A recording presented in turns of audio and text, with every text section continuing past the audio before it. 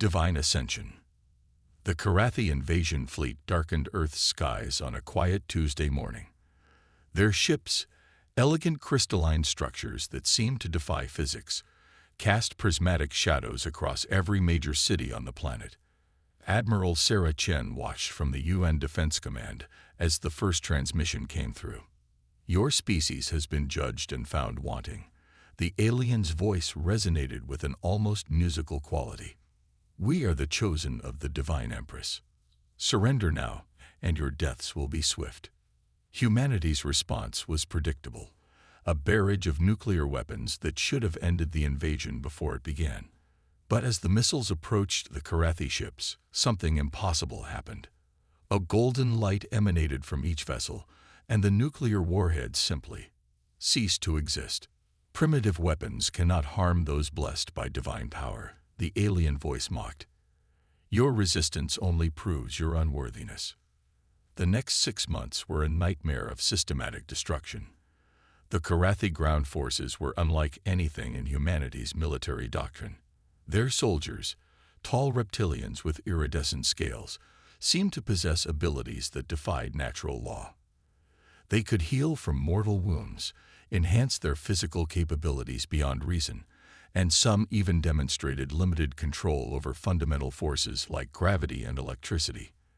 Admiral Chen sat in the emergency bunker beneath the Rockies, watching another military installation fall to the enemy. Next to her, General Marcus Rodriguez slammed his fist on the table. "It's not just advanced technology," he growled. "I watched one of them take a direct hit from a tank round. The bastard just got up, glowing like a Christmas tree, and ripped the tank apart with his bare hands." "The prisoners we've captured," Chen replied slowly, "they all say the same thing. Their divine empress literally blessed them with supernatural abilities. We thought it was religious propaganda, but now we're fighting an army of demigods." Rodriguez finished. "Conventional warfare is useless. Our best special forces operators might as well be children throwing rocks." Chen's tablet chimed with another alert. The Karathi had breached the defensive line in Southeast Asia. Bangkok had fallen. But her eyes weren't on the tactical display. Instead, she was looking at a classified file that had just been uploaded by Director Wei of Global Intelligence. "Marcus," she said quietly, "what if we could fight monsters with monsters?" Rodriguez raised an eyebrow. "What are you suggesting?" Chen turned her tablet around. On the screen was a list of facilities: maximum security prisons, black sites, and hidden military installations. "We've spent centuries locking away the worst of humanity, the ones who made even hardened criminals afraid, the true predators." "You can't be serious," Rodriguez whispered, but there was a glint of desperate hope in his eyes. "Project Night Fox," Chen continued. "A contingency plan developed after first contact. If Earth ever faced an overwhelming alien threat, we would release specific inmates, the ones with special capabilities, the ones we kept sedated because they were too dangerous to even allow consciousness. Those people are locked up for a reason, Sarah. They're not soldiers, they're apex predators who saw humanity as prey." Chen's eyes hardened. "And now we need predators. The Karathi think their divine power makes them invincible. They've never faced the darkness humanity is capable of. They don't understand that while they were reaching for godhood, we were breeding demons." She pulled up another file: psychological profiles, combat assessments, and incident reports that made hardened military veterans pale. The Karathi believe they're superior because their powers come from their deity. But humanity's monsters, they were born in the dark, forged in violence. They don't need divine blessing to be terrifying. Rodriguez stared at the files for a long moment. Finally, he looked up, his expression grim. "God help us all. Initialize Project Night Fox." As Chen sent the authorization codes, she wondered if humanity would ever forgive them for what they were about to unleash. But watching another city fall to the Karathi's divine power, she knew they had no choice. The monsters they were about to release weren't blessed by any god. They were something worse. they were human. The prison break protocol. The Blackgate facility wasn't on any official maps. Buried 2 kilometers beneath the Antarctic ice, it housed fewer than 50 inmates. But those inmates made hardened war criminals look like saints. Dr. Maya Patel walked down the sterile white corridor, her footsteps echoing in the controlled atmosphere. Through reinforced plasteel windows, she could see the stasis pods that contained her patients. Each pod was a technological marvel, designed to keep its occupant in a state of suspended animation, while simultaneously suppressing their unique capabilities. "Are we really doing this?" Dr. Patel asked, not turning to look at Admiral Chen, who walked beside her. These people, calling them unstable would be a grotesque understatement. "Show me Subject 0, Chen ordered, ignoring the question. Dr. Patel led them to a specially isolated chamber. Unlike the other pods, this one was surrounded by additional containment fields and monitoring equipment. Inside, floating in pale blue liquid, was a woman who appeared to be in her early 30s. She looked almost peaceful. "Alexandra Kane," Dr. Patel said quietly, "former Special Forces operative. After her unit was ambushed in Venezuela, she spent 3 weeks hunting down the cartel responsible. When we found her, she had systematically dismantled an organization of over 300 people, alone. The report said she demonstrated unusual abilities," Chen prompted. "Beyond perfect tactical awareness and enhanced physical capabilities, she exhibited something we still can't explain. The closest description would be an ability to instinctively understand and exploit fear. Not just psychological warfare. She could literally smell fear, use it to track her prey, even seem to feed off it somehow." Chen studied the floating figure. "And the others?" "Similar cases. James Morrison can process information at speeds that make supercomputers look slow. We think his brain actually operates partially in quantum states. Maria Santiago can manipulate electrical fields. We had to build her pod with specialized shielding after she killed 3 guards through 2 feet of concrete. Victor Crane. Well, his file is above even my clearance level." The Admiral placed her hand on the cold surface of Kane's pod. "Wake her first, then the others." Dr. Patel's fingers trembled as she entered the revival sequence. "Admiral, these subjects aren't just dangerous because of their abilities. They're apex predators who view normal humans as prey. How can we possibly control them?" "We don't," Chen replied grimly. "We point them at something worse than they are and hope they're still human enough to want to save their hunting grounds." The pod's liquid began to drain. Kane's fingers twitched, the first movement she'd made in 5 years. As consciousness returned, her eyes snapped open. They were an unnaturally bright amber, and as they focused on Chen, Dr. Patel felt her skin crawl. "Ms. Kane," Chen said formally, "humanity requires your specific talents." Kane's voice was raspy from disuse, but her smile was predatory. "Finally found something that scares you more than me. The Kerethi think divine power makes them invincible. We need you to prove them wrong." "Divine power?" Kane's smile widened, showing too many teeth. "Oh, Admiral, gods grant power from above. But I crawled up from below, and I'm so very, very hungry." As Dr. Patel began waking the other subjects, she couldn't shake the feeling that they weren't just releasing monsters. They were fulfilling a prophecy. The Kerethi had their divine empress, but humanity had bred its own dark gods in the depths of hidden prisons. And they were about to learn which was stronger, power granted from heaven, or horrors born in the dark. Monsters among us. The Kerethi commander Valthek stood among the ruins of what had once been downtown Singapore, his scales shimming with divine energy.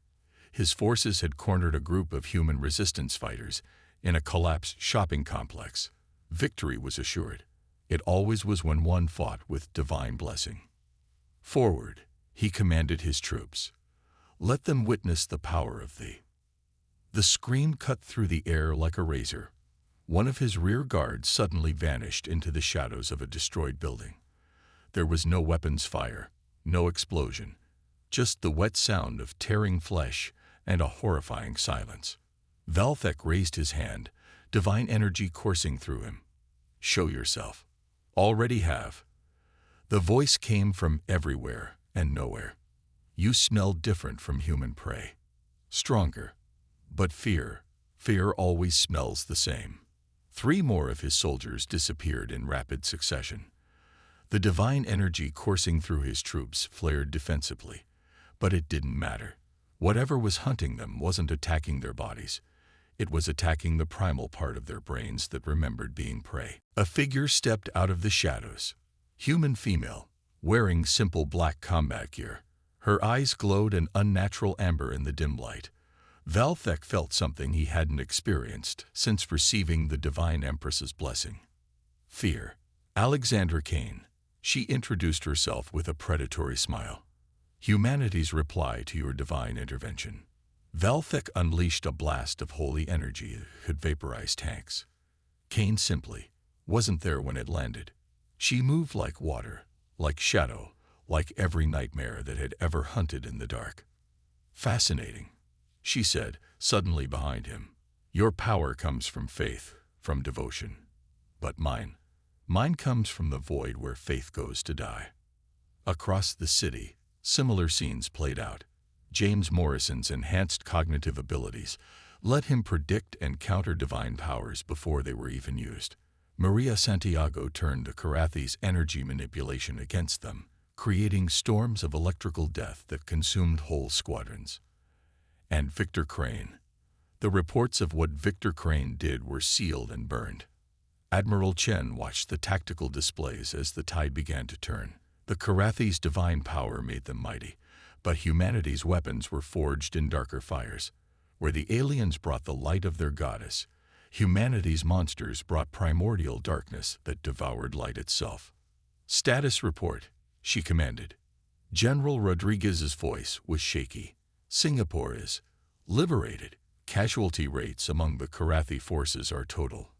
Our assets are performing beyond expectations. And civilian casualties." A long pause. "None. They're hunting very specifically, Sarah. It's like they want to prove they're better predators than the aliens. They're turning this into some kind of twisted game." Chen closed her eyes. They'd released monsters to fight monsters, but there was a key difference. The Karathi were empowered by their faith, fighting for their divine empress. Humanity's weapons fought for the sheer joy of the hunt, for the primal satisfaction of proving they were the apex predators of 2 species now, not just one. In the command center's main screen, she watched Kane toy with a Karathi commander. The alien's divine power flared again and again, each time meeting nothing but shadows. Kane was teaching it fear, methodically dismantling not just its body, but its very faith in its own divinity. "Tell me." Kane's voice came through the command channel, playful and terrifying. "Does your goddess weep when her chosen children scream?"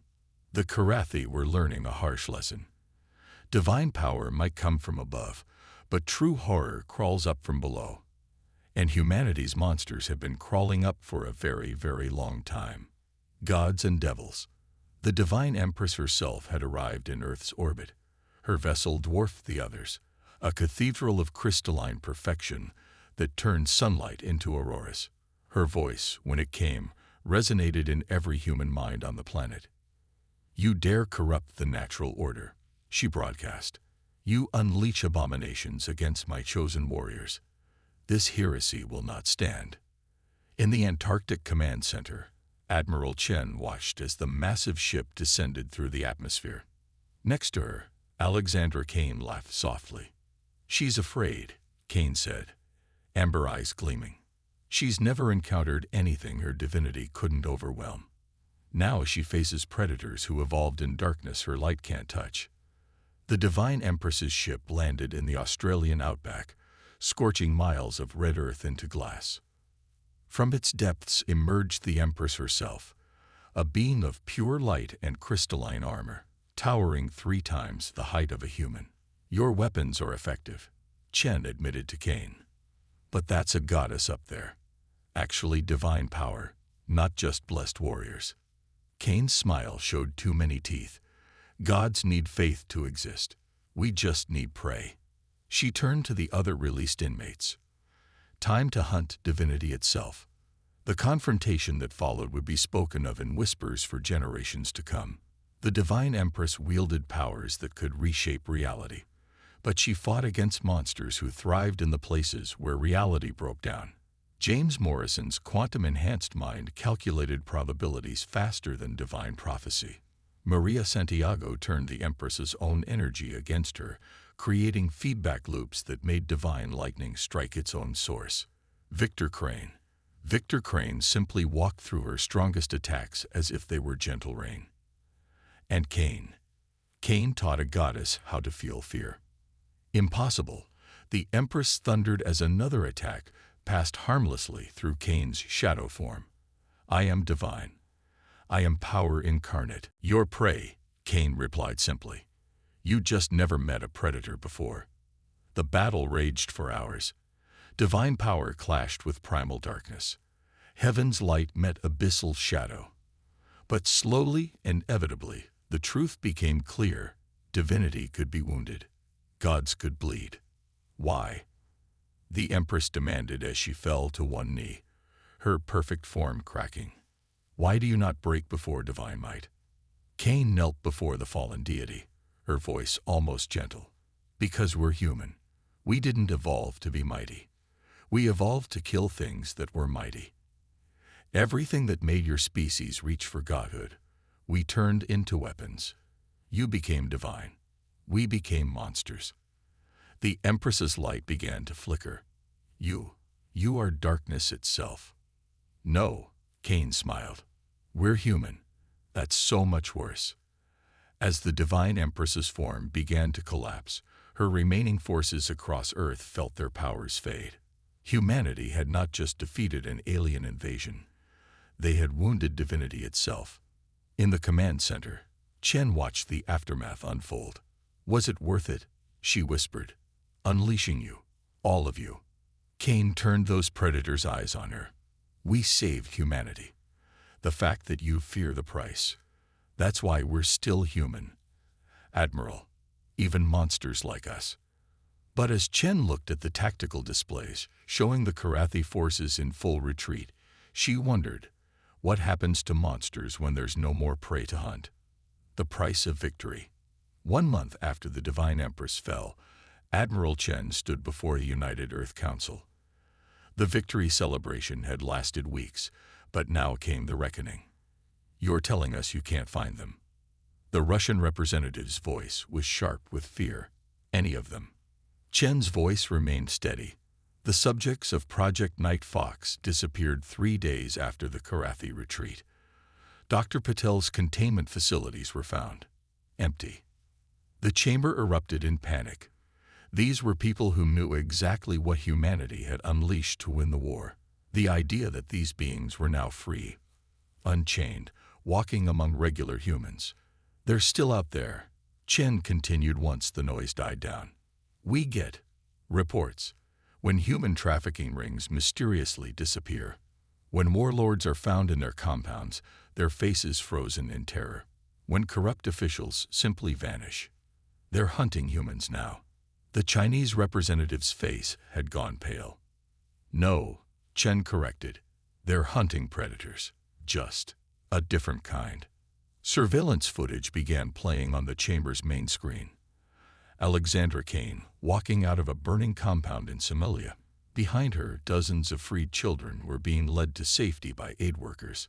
Cain's amber eyes looked directly at the camera, and she smiled. They're monsters, Chen admitted. But there are monsters. They fought for humanity not because they had to, but because this world is their hunting ground. And they protect their territory. More footage played. James Morrison dismantling a nuclear smuggling ring in Pakistan. Maria Santiago destroying a hidden bioweapons facility in Peru. Even Victor Crane had been spotted, dealing with things that threatened humanity's survival. The Karathi taught us something valuable, Chen continued. Power isn't just about strength.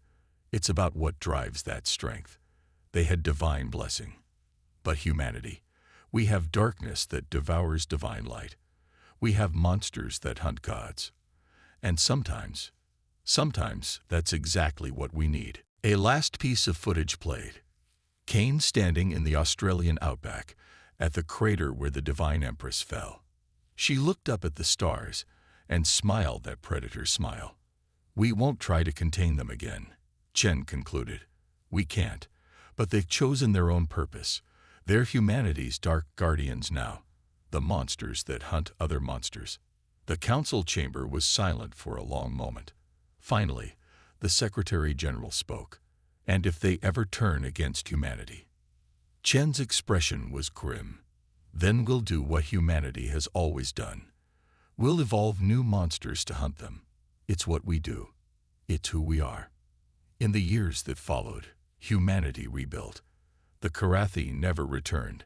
Their faith had been shattered along with their empress.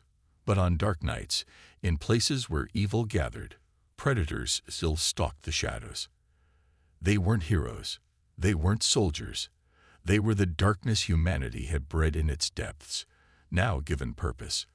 They were the price of victory. The monsters we created to save ourselves. And in the end, perhaps that was humanity's greatest strength. Not that we could reach for divine power, but that we could look into the abyss, create monsters that made the abyss flinch, and still remain human enough to guide their hunt. The stars held new terrors now, but Earth had its own terrors to answer them. And in the dark spaces between stars, word spread. Earth was protected, not by gods or divine power, but by something far more terrifying. Monsters who chose to hunt monsters.